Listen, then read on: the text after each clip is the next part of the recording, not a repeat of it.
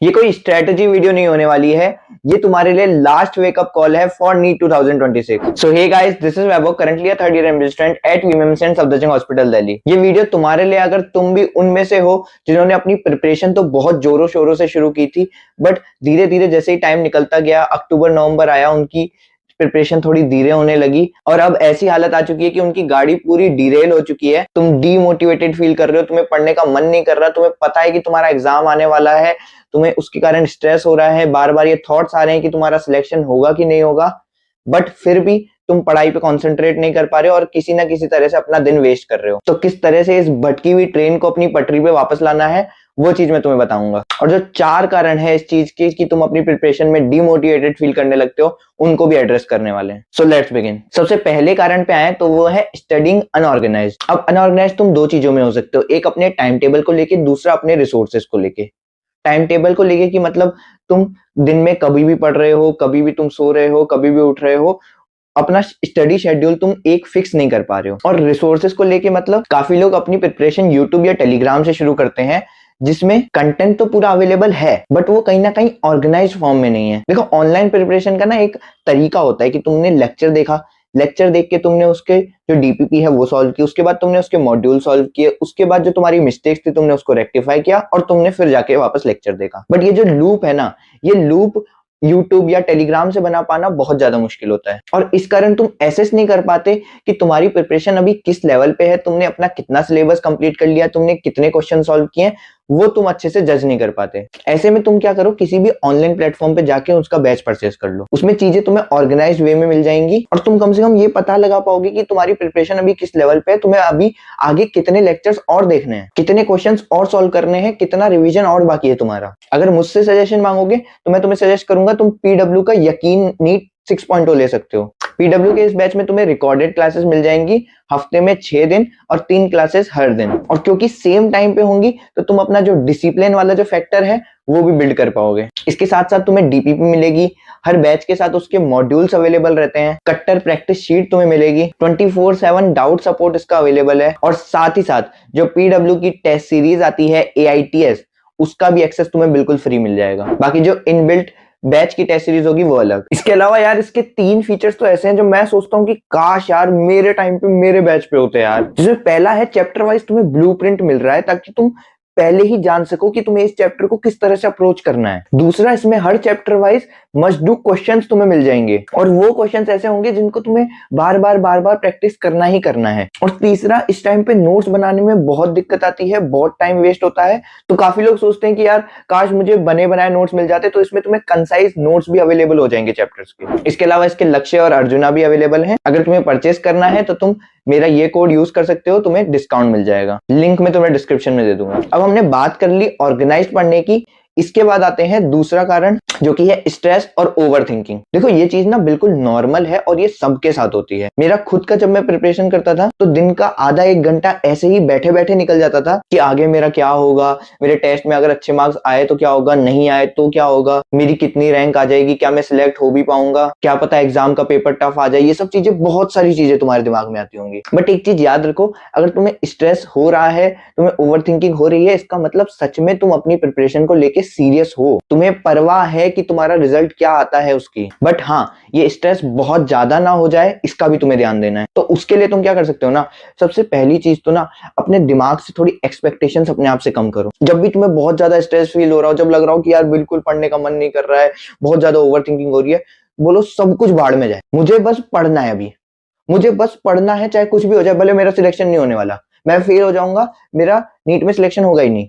अपने दिमाग को ये चीज बोलो और बस पढ़ने बैठ जाओ। देखना, जब तुम 5-10 मिनट के लिए अपने थॉट्स को ऐसे ऐसे दूर भगाओगे ना, तो तुम उसके बाद फोकस्ड वे में पढ़ पाओगे। इससे क्या होगा ना, जब तुम अपने आप से एक्सपेक्टेशंस गिरा दोगे ना, तो तुम्हें ये फालतू का जो स्ट्रेस और ओवर थिंकिंग है, ये थोड़ा कम परेशान करेगा और तुम अपनी पढ़ाई पे ध्यान दे पा रहे होगे। और जब तुम पढ़ने लग जाते हो ना, कि तुमने यार 1 घंटा 2 घंटा अच्छे से पढ़ लिया, तो जो वो कॉन्फिडेंस आएगा ना, वो अपने आप इस स्ट्रेस और ओवर थिंकिंग को दूर कर देगा। बट तब तक के लिए जरूरी है पढ़ना, और पढ़ने के लिए तुम्हें ये चीज करनी है, अपनी एक्सपेक्टेशन को गिरा देना थोड़ी देर और पागलों की तरह बस पढ़ने बैठ जाओ। इसके अलावा लॉन्ग टर्म में स्ट्रेस ओवर थिंकिंग कम करने के लिए तुम मेडिटेशन यूज कर सकते हो। मैंने अपने टाइम पे बहुत यूज किया था और इसने मेरे को सच में काफी ज्यादा हेल्प की। थर्ड रीजन है रिवीजन। अब तुम लोगों को ये फील होता होगा कई बारी कि यार मैंने जो मैंने पढ़ा वो सब तो मैं भूल चुका हूँ, तो क्या मतलब है मेरी इस प्रिपरेशन का, मैं क्यों आगे का पढ़ रहा हूँ जब मुझे पीछे का कुछ याद ही नहीं रह रहा। अगर तुम ये प्रॉब्लम फेस कर रहे हो ना, तो इसका मतलब है तुम्हें अपने रिवीजन में थोड़ी सुधार की जरूरत है। हो सकता है तुम अपनी रिवीजन टेक्निक सही से यूज नहीं कर रहे हो, या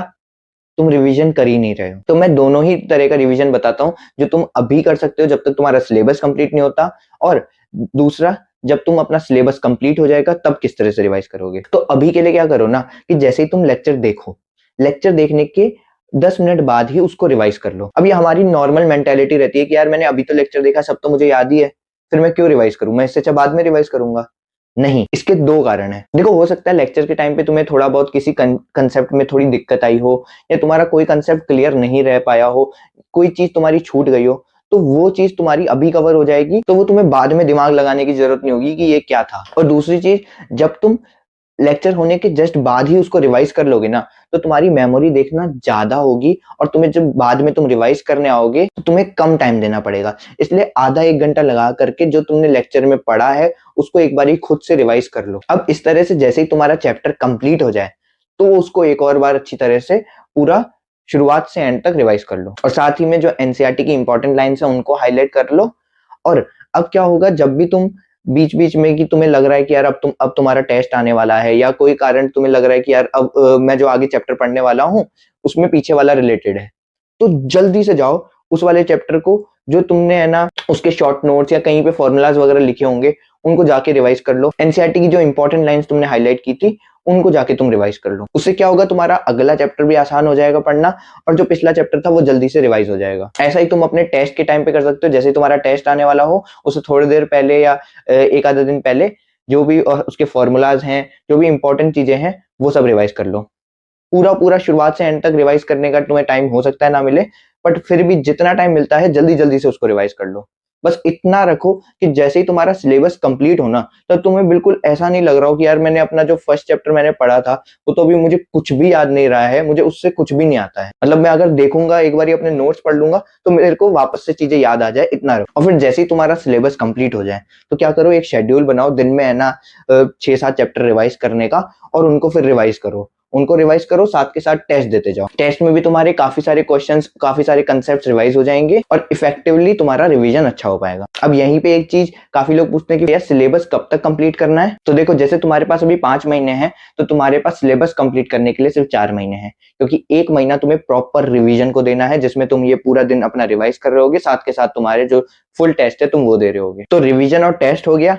अब इसके बाद चौथा रीजन हमारा आता है, वो है एनवायरमेंट एंड सोसाइटल प्रेशर। अब देखो, मैं कितना भी मोटिवेशनल स्पीकर के तरह आके तुम्हें ये कह दूं कि भाई ये सब चीजें कुछ भी नहीं है, सोसाइटी से तुम्हें कुछ भी लेना देना नहीं है, तुम्हें सिर्फ अपना काम करते रहना है, but in practice these things matters. बहुत ज्यादा फर्क पड़ता है अगर तुम्हारा कोई रिश्तेदार तुम्हें आके ये कह दे कि यार तेरा अभी तक नहीं हुआ, या अभी तक तू सिर्फ पढ़ ही रहा है। ये छोटी छोटी चीजें ना, खासकर जब इतना स्ट्रेसफुल माहौल है तुम्हारे आसपास, तो बहुत ज्यादा मैटर करने लगती हैं और चुभने लगती हैं ये सब चीजें। तो इसका मैं तुम्हें एक ही सॉल्यूशन बता सकता हूँ कि यार अपने आप को कोशिश करो, तुम जो ये अपने आगे के 4-5 महीने हैं इसमें तुम अपना जो सोशल इंटरेक्शन है वो जितना कम हो सके उतना कम रखो। हाँ, 2-3 अच्छे दोस्त हैं उनसे मिलना है मिलो, घर वालों से बात करो, बाकी जितने कम लोगों से बात कर सको उतना कम करो, और अपने ऊपर ध्यान दो, अपनी ग्रोथ के ऊपर ध्यान दो। और यार थोड़ा सा ना अपना रिबेलियस नेचर रखो। मतलब जब कोई आके तुम्हें ये चीज बोले ना कि यार तेरा अभी तक नहीं हुआ, या तेरे से नहीं हो पाएगा, छोड़ दे, तो इन चीजों को ना थोड़ा अपना ईगो पे ले लो, और उसको मत बोलो, बस अपने दिमाग में ये चीज रखो कि अब तो इसको मुझे करके ही दिखाना है। इन छोटी छोटी चीजों से तुम्हें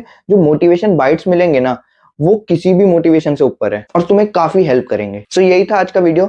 आई होप इस वीडियो के बाद तुम अपनी भटकी हुई ट्रेन को वापस से ट्रैक पे ला सको, और नीट 2026 को डेफिनेटली क्रैक कर सको। मिलेंगे नेक्स्ट वीडियो में। Thanks for watching. जय हिंद, जय भारत।